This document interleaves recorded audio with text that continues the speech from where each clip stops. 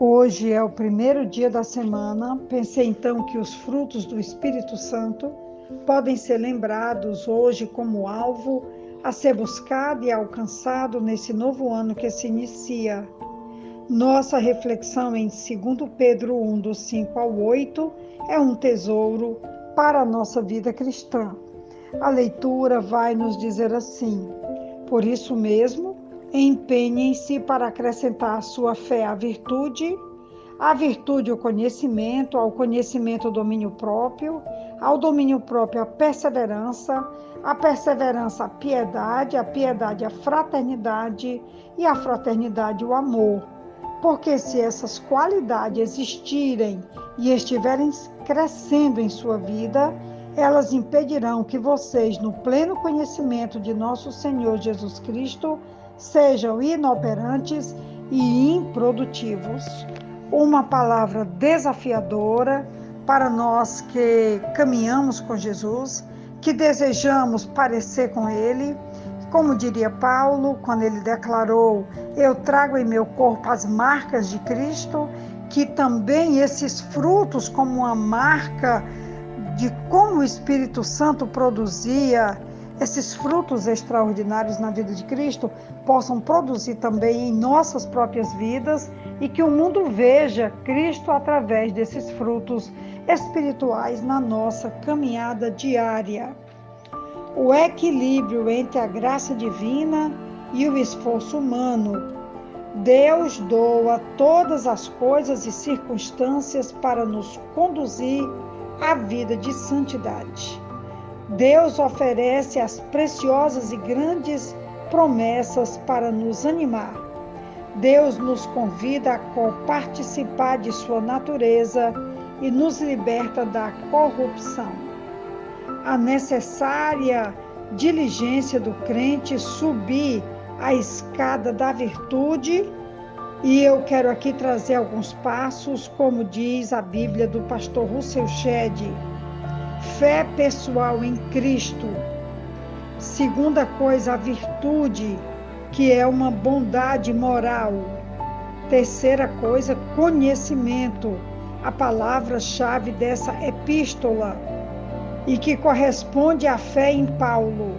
Não é intelectual, mas experimental, que corresponde a uma caminhada prática de uma caminhada com Cristo. Transforma também aquele que a exerce, através do domínio próprio, perseverança, o seguir a Cristo mesmo que custe a vida, a piedade, a semelhança com Deus, a fraternidade, a comunhão e amizade com todos os crentes. E, por fim, o amor, porque o fim e o auge do crescimento espiritual é amar a Deus e também amar ao seu próximo. O texto vai nos desafiar a concentrar todos os nossos esforços. Ao mesmo tempo em que é Deus quem nos dá todas essas qualidades necessárias, somos encorajados a nos esforçar bastante para obtê-las. O crescimento na vida cristã é um belo exercício do qual participamos junto com nosso Pai do céu. É uma dinâmica existencial saudável. A santidade não é estática nem se trata de uma fuga do mundo. Tudo começou com a fé em Cristo. Cremos que Jesus é o Filho de Deus, que veio para nos salvar de nossos pecados, morrendo na cruz em nosso lugar, e assim dependemos dele. Para que essa fé não fique estéril, somente no entendimento.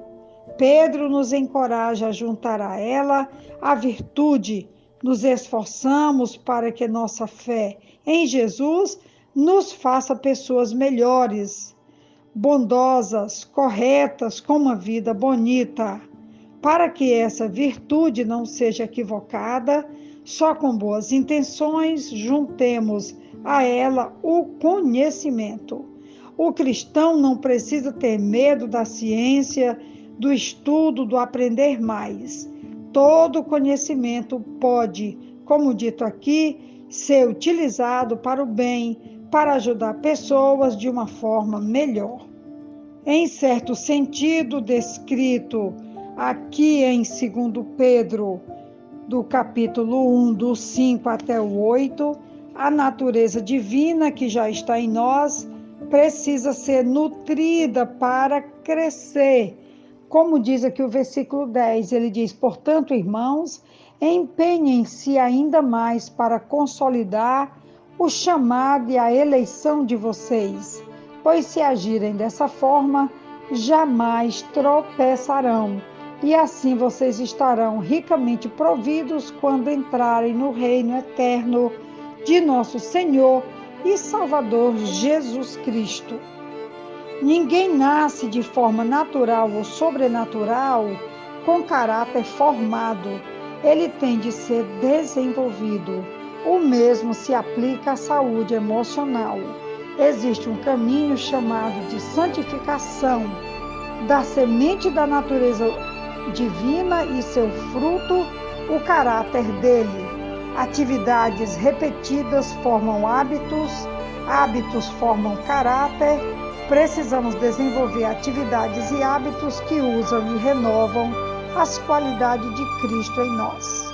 Como para Paulo, ele disse: eu estou com as marcas de Cristo em meu corpo, que nós tenhamos também a alegria de poder dizer que nós temos os frutos do Espírito de Cristo em nós, na nossa caminhada diária.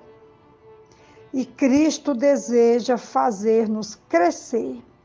Eu fico pensando, olhando para toda essa, como ele usou aqui a palavra de escada, para subirmos, né? Porque o texto é desafiador, porque ele vai dizendo: acrescentem a fé, a virtude o conhecimento, ao conhecimento o domínio próprio, ao domínio próprio a perseverança a piedade a fraternidade e a fraternidade o amor. Olhando para todos esses frutos espirituais, eu te pergunto: qual desses mais você tem dificuldade, né?